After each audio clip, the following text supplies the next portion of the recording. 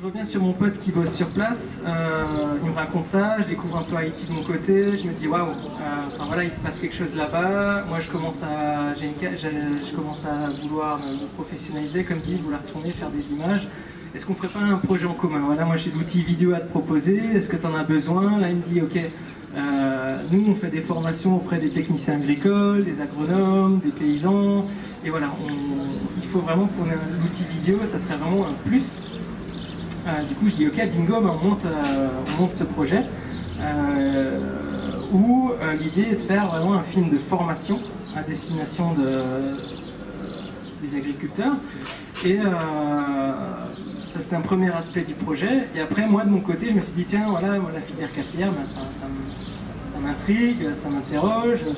Du coup, j'ai envie de connaître toute la filière, de suivre le grain de café d'Haïti en France, quoi. Du coup, ça avait ce double projet. Le premier, je l'ai réalisé pendant 4 mois. Du coup, j'étais sur place d'octobre 2007 à février 2008. Et du coup, là, le montage s'est fini plus d'un an après. En fait, c'est un film d'à peu près 42 minutes, tout en créole, sur comment cueillir le café, comment préparer, le préparer avant de l'amener au centre du café, comment lutter contre les insectes, comment préparer aussi des systèmes pour lutter contre les insectes. Vraiment les différentes phases où c'est des interviews d'agronomes très spécifiques, de techniciens agricoles ou même d'agriculteurs. Voilà. Et du coup, on avait fait une masse d'interviews. Et c'est là aussi, finalement, d'être confronté à des heures et des heures d'interviews en créole. Un moment, du coup, comme on a fonctionné avec mon pote, en gros, on les traduisait. Finalement, on a fait des comptes rendus de toutes les interviews. Du coup, lui, il les transcrivait. Au début, on avait fait ça comme ça, il les transcrivait en créole. Et derrière, on faisait la traduction ensemble. Et après, au fur et à mesure, on passait directement du créole au français.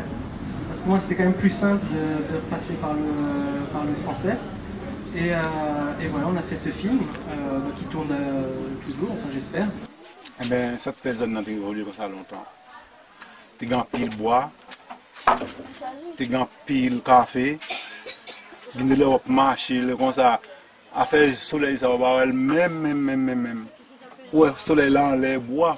Mais tant qu'on bas café ça va marcher, tout pays a notre marché en bas café seulement marché, il n'y a ni bois ni café, tout vient mourir. Pays a vient donner savant. Effet négatif moi bien pour démoisement, ça veut dire que si nous pas avoir plus encadrement pour nous prendre soin avec érosion, avec gros la pluie, tremblement de terre qu'a fait, je pense que c'est en conséquence nous plus tard moi tout le monde capable venir perdre venir enterrer.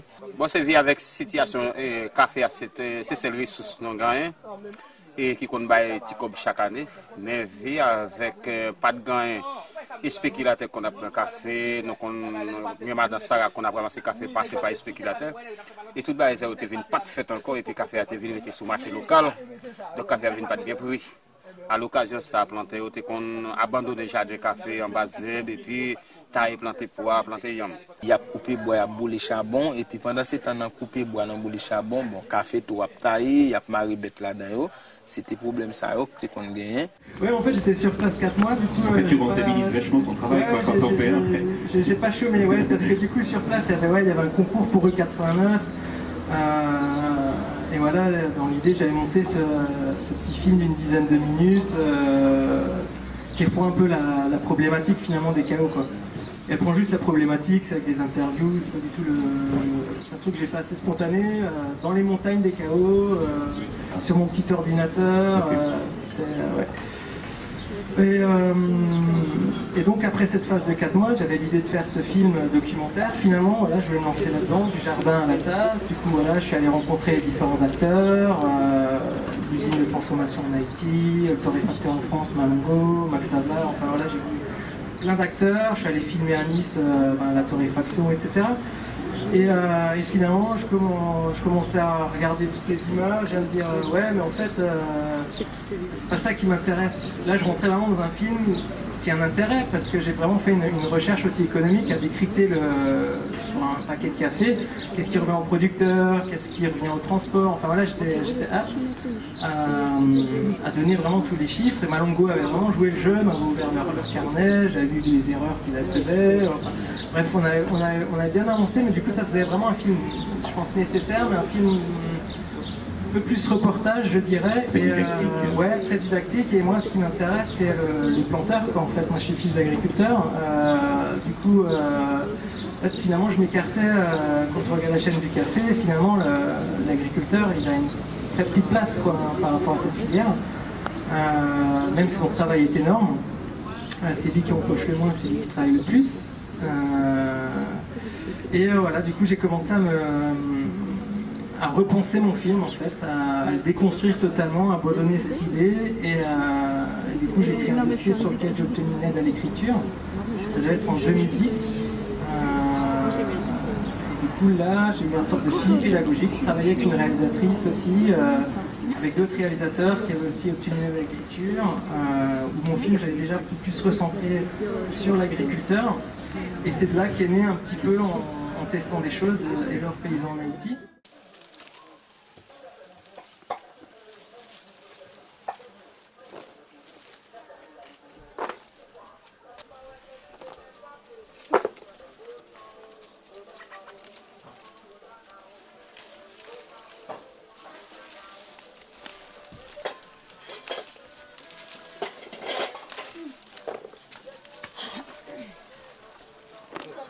Bon, en pile moun tou le ou e kafe vin tombe, kafe pa le ven anko, yo mouto kafe, yo koupe, yo rache, yo fe charbon avec yo.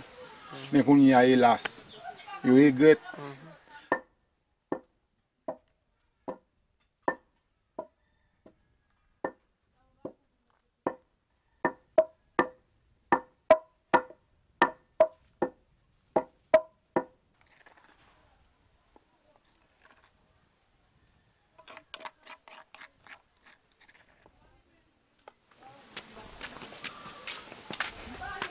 Fais une comme ça. C'est bon, on a les... Fais une comme ça.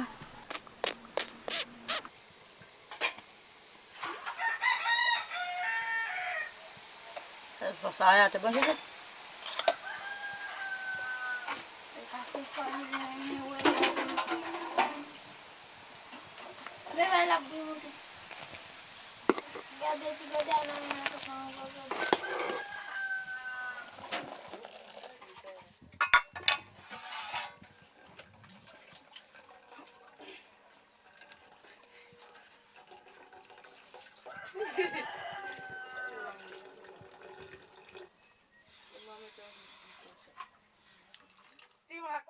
Et c'est là que je suis reparti dans une deuxième phase, en fin 2011, pendant un mois en Haïti, où j'ai passé un peu plus de semaines avec Élore, tout seul, caméra, avec ma caméra, des fois je filmais, des fois j'allais cueillir des haricots. Et c'est là que j'ai vraiment trouvé le film, ouais, effectivement. Oui, on sent le déclic dans Élore. Voilà, il y a eu cette phase de recherche, parce que Élore paysan en Haïti, c'est avec des images qui ont été tournées pendant la première période. Et en fait, j'ai essayé des choses, et c'est là que j'ai trouvé vraiment le film, comment je peux l'amener. La production de charbon de bois fait fondre la couverture arborée. L'exploitation intensive des sols entraîne une baisse des rendements et donc des revenus. Comme en attestent ces images, les montagnes sont décharnées, les arbres se comptent sur les doigts de la main. Dépourvu des surfaces boisées retenant les sols et l'eau, Haïti est en proie aux inondations et aux glissements de terrain. Basée sur le court terme, la logique des planteurs n'a qu'une issue, la décapitalisation des communautés rurales.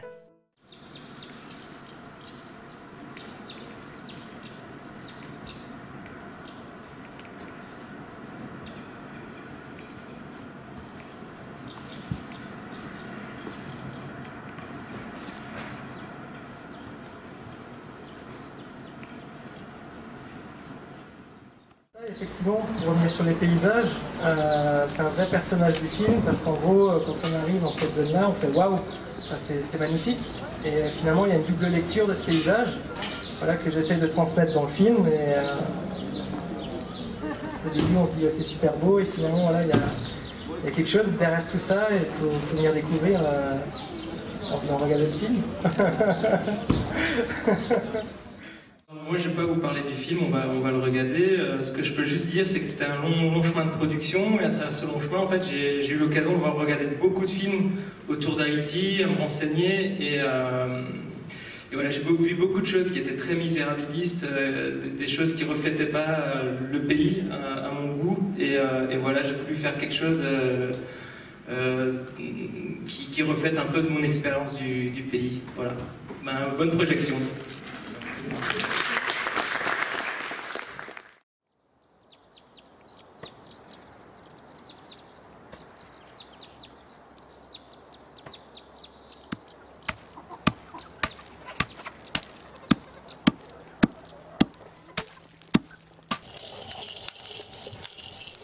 Pendant longtemps, café, c'est bagaille qui révolu le pays.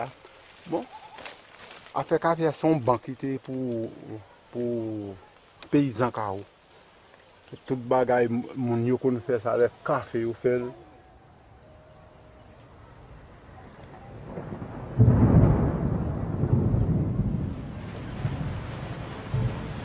Nous n'avons pas boire café 3 fois par jour. Après nous était pour domicilier encore. Pas de café fini.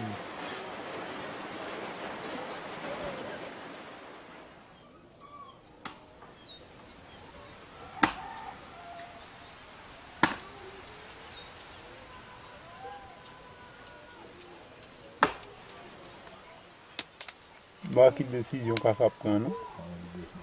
Le café à l'ombre qui n'importe qu'on y a un seul goût de café à boire $25. Là, je me dois 120 gouttes de POD. Ah, ok.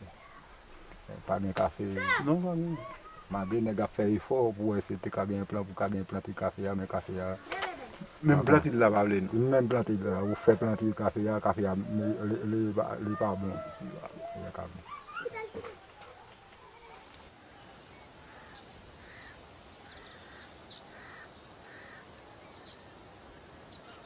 M'attends ça cap vient toujours.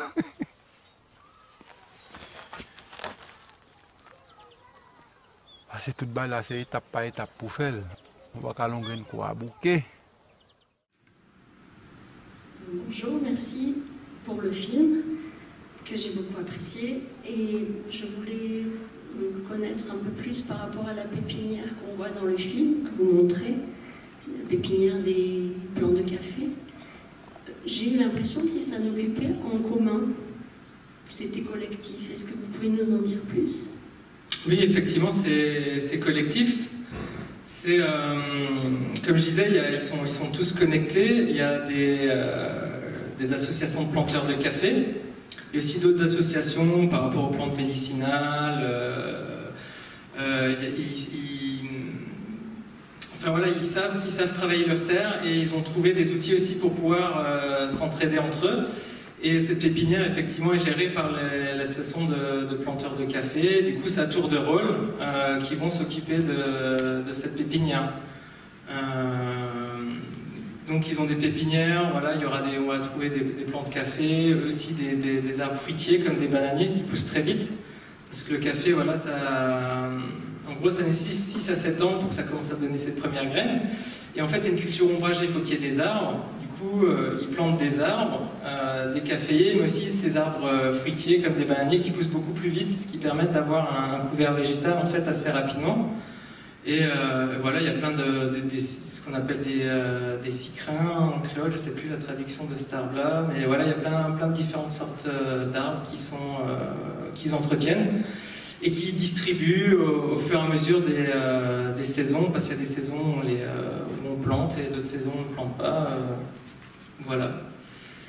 Mais, comment dire, il y a... En termes de chiffres, je crois que entre 2005 et 2011, je crois qu'il y a 1 ou 2 millions d'arbres qui ont été plantés dans la zone pour le double de caféiers. Voilà, il y a plein d'arbres qui n'ont pas pris, bien sûr qui ont été mangés par des chèvres, d'autres qui ont subi des maladies. Mais voilà, il y a eu un gros effort de fait là, sur ces 10 dernières années. Voilà, le film là, se situe un peu dans un entre-deux. Où maintenant, voilà, l'avenir nous dira ce qui va se passer, quoi. Si on va arriver à garder le temps pour laisser tout ça pousser, ou enfin, on ne sait pas trop vers où ça va aller, ouais. Je voulais poursuivre justement sur la mise en place des pépinières. Et ce projet de replantation, on va dire, de reforestation, est-ce que c'est à l'initiative des associations de paysans ou bien c'est aussi par le biais d'intérêt? C'est ça que je n'ai pas bien compris. Comment ça s'est passé au départ? Parce qu'aussi souvent, selon comment ça s'est passé au départ, ça présume un peu aussi de la suite. En gros, ces associations de planteurs, il y en a 3, parce qu'en gros, ils ont réparti cette zone-là en 3 zones géographiques. Il y a Péroudin, Médor et Chenaux. Ces associations ont vu qu'il y avait un nouveau marché qui s'ouvrait quand même pour le café, qui était l'arrivée du commerce équitable. Et ont voulu aussi céder. Et du coup, l'État haïtien s'est aussi rendu compte de tout ça.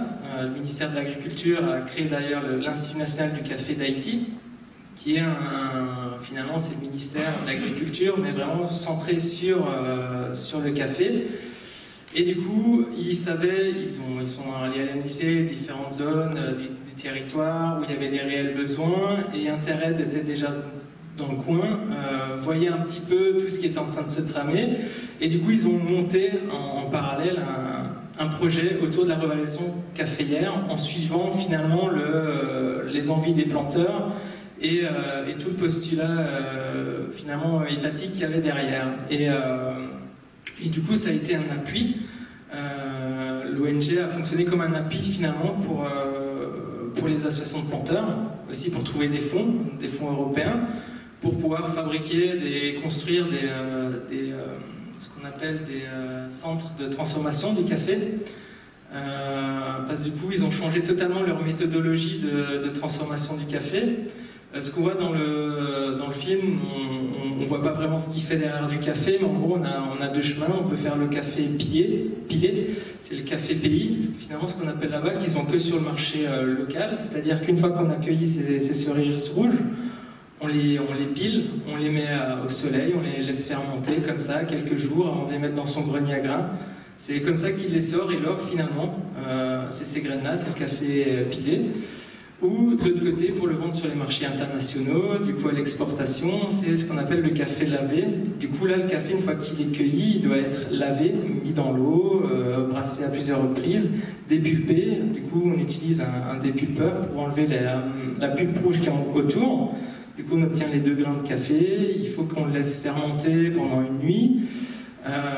Avant de pouvoir le déparcher. Enfin voilà, il y a beaucoup d'étapes techniquement qui nécessitent vraiment un savoir-faire et qu'avaient pas forcément les agriculteurs. Et du coup, voilà, l'ONG a vraiment œuvré justement à l'autonomisation finalement de ces agriculteurs et de ces associations pour que maintenant ils soient à même à exporter ce café. Le café des KO, il est vendu